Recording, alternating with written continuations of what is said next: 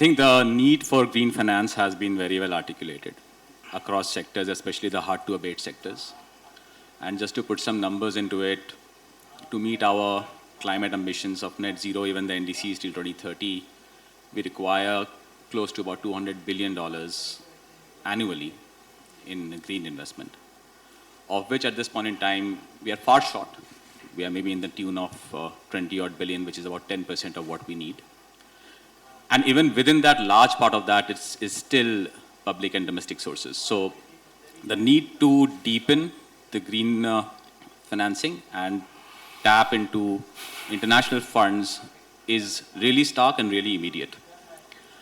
Specifically in terms of the blended finance that you speak about, that is possibly one area which we do need to tap into. But let me qualify that blended finance essentially is bringing in concessional capital either from public finances or philanthropic sources to be able to invest into projects or programs which on their own may not have the scale or may not have the commercial viability to attract institutional or private capital.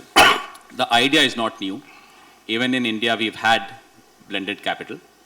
However, in the context of climate financing, the context is possibly a little bit more complex. We've had blended financing in situations where you had proven technology bringing into the new market. Even for things like EVs, we've seen blended financing come in.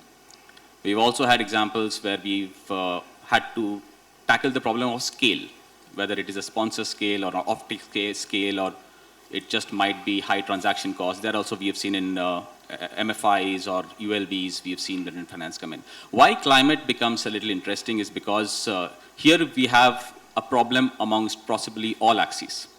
We have unproven technologies, we have new markets, and often we have problems of scale all built together. And therefore, there is a need to look at blended financing in terms of bringing different investment themes together.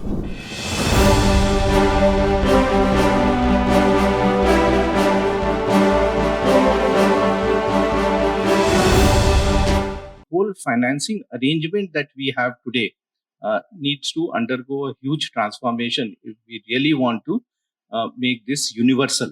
Because right now, this is concentrated based on the credit risk of the customer and whether they have a profile to pay it back, and whether you can do a pure mortgage of the property where the asset has to be set up, the solar plant has to be set up.